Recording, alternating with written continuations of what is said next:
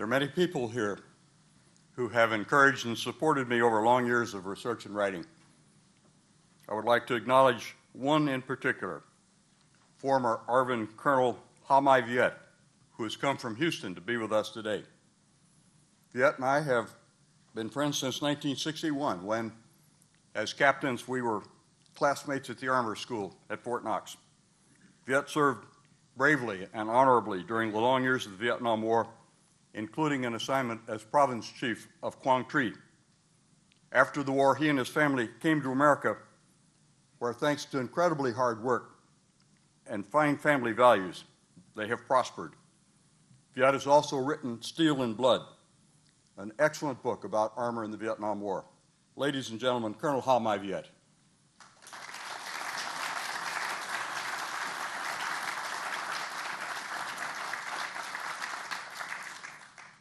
As you know, we're going to talk today about the life and career of General Westmoreland. I warn you at the outset, this is not a happy story. But it is, I think, an important, even essential one. My contention is that unless and until we understand William Childs Westmoreland, we will never fully understand what happened to us in Vietnam or why. His involvement in the Vietnam War was the defining aspect of his life. He himself perceived that and was driven for the rest of his days to characterize, explain, rationalize, and defend that role. His memoirs reflect the fixation. In a long career, totaling 36 years as an officer in a string of postings to increasingly important assignments, the 4 years he commanded American forces in Vietnam and the aftermath constitute virtually the entirety of the account.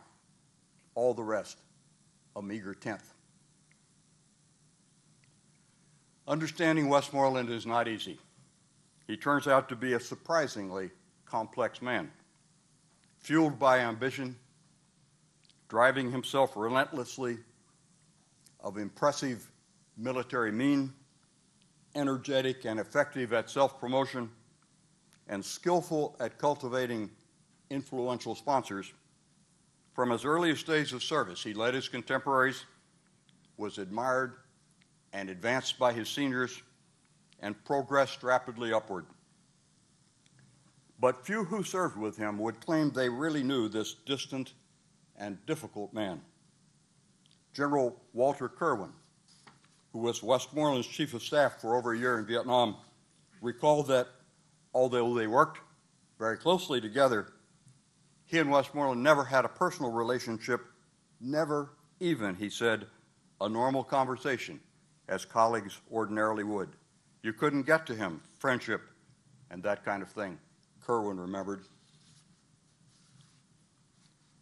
Westmoreland had an extraordinary capacity for polarizing the views of those who encountered him, few of whom remained indifferent.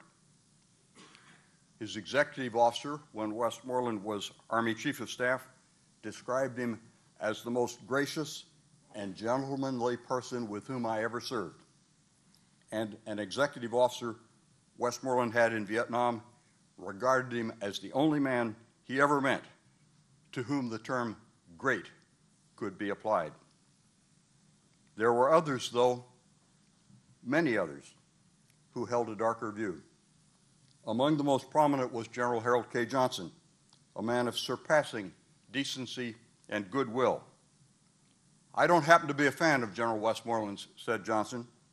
I don't think I ever was, and I certainly didn't become one as a result of the Vietnam War or later during his tenure as Chief of Staff of the Army. A general officer of another service who served closely with Westmoreland in Vietnam described him as awed by his own magnificence. Westmoreland was born and raised in semi-rural South Carolina near Spartanburg, where his father was manager of a textile mill. An Eagle Scout at age 15, president of his high school class, first captain at West Point, Westmoreland was encouraged from his earliest days to think of himself as specially gifted and specially privileged. His father wrote to him at West Point during his plebe year, saying, "You do not know how happy and proud it makes us all to know that you are making good. Even the small boys and the Negroes are interested and proud of it." And later in that same period, he wrote to him again and said, "When you need anything, write me and I will send it to you. There is nothing too good for you." And a subsequent letter, still during Westmoreland's plebe year as a cadet at West Point, went even further. "The people here," said his father, "white and black, think you are about the biggest man in the country. Roosevelt has no rank at all compared to you. They really believe you will be president of the U.S. someday and talk this among themselves."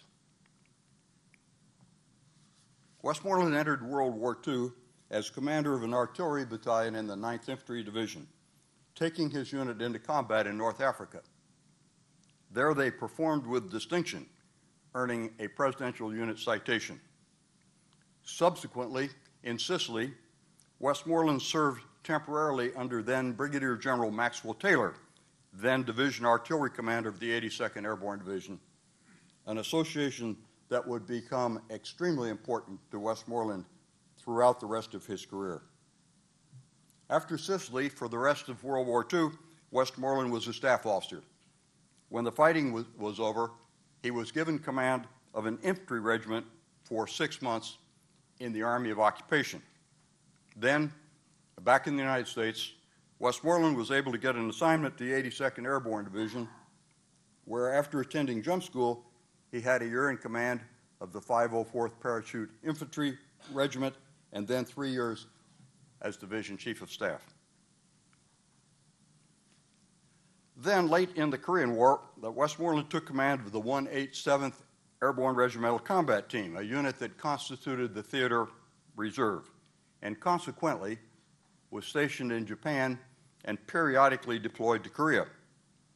Westmoreland commanded the outfit for 15 months, of which 9 months were spent in Japan, where, after he had been promoted to brigadier, he was able to live with his wife Kitsy and their young first child, and 6 months of the 15 spent in Korea.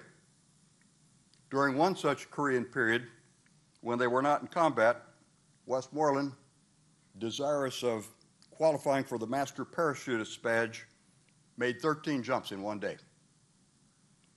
After the war and some scheming on Westmoreland's part, the Koreans awarded the 187th their Presidential Unit Citation.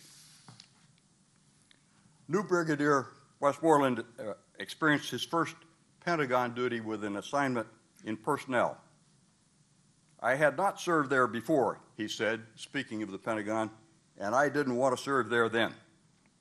But soon Maxwell Taylor became Army Chief of Staff and rescued Westmoreland from the personnel polity morass, making him his Secretary of the General Staff.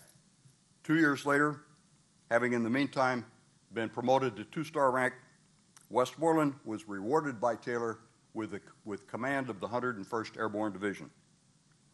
Things moved quickly for him after that.